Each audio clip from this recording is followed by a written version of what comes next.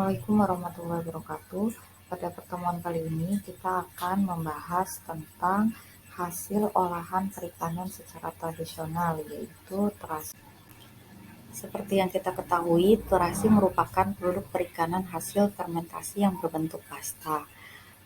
Untuk bahan baku terasi yang berkualitas baik menggunakan ikan atau udang yang segar. Sedangkan terasi bermutu rendah biasanya terbuat dari limbah ikan, itu sisa ikan hasil sortiran dengan ditambah tepung tapioka atau tepung beras, dan berbagai jenis ikan kecil seperti teri atau udang kecil atau rebon. Pada proses fermentasi terasi akan terjadi perubahan fisik, kimiawi, dan mikrobiologi. Perubahan tersebut terjadi secara bersamaan, dan yang paling dominan adalah perubahan kimiawi yang disebabkan oleh enzim dari bahan baku terasi. Hal ini diduga bahwa kualitas terasi dapat dipengaruhi oleh konsentrasi garam dan lamanya proses fermentasi untuk menghasilkan cita rasa produk yang diinginkan. Penambahan konsentrasi garam dan lama fermentasi dimungkinkan dapat mempengaruhi kualitas terasi yang dihasilkan. Prosedur pembuatan terasi. Yang pertama, ikan atau udang dibersihkan dan dimasukkan ke dalam wadah selama 24 jam.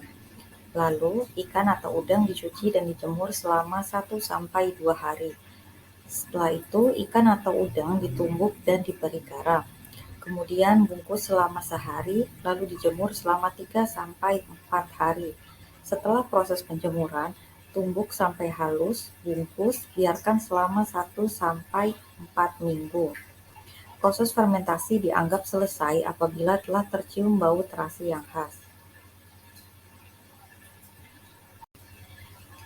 Perubahan selama fermentasi. Yang pertama, pH.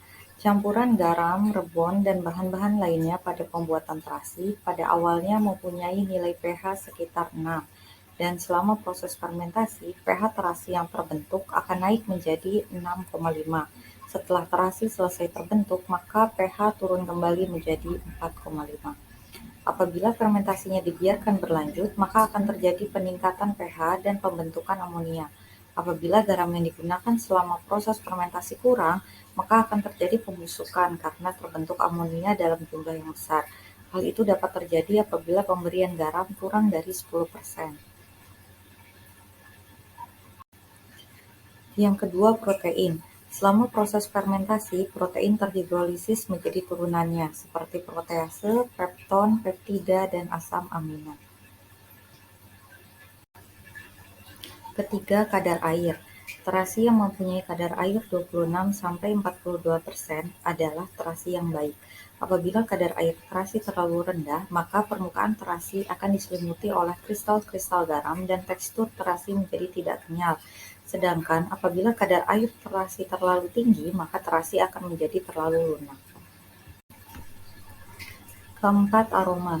Pemeraman atau proses fermentasi ikan untuk terasi dapat menghasilkan aroma yang khas.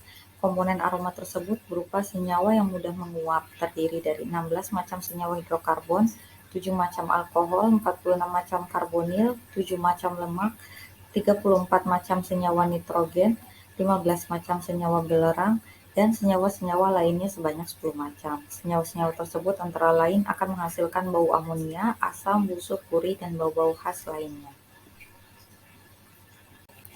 Sekian pembelajaran kali ini, sampai bertemu di materi selanjutnya. Wassalamualaikum warahmatullahi wabarakatuh.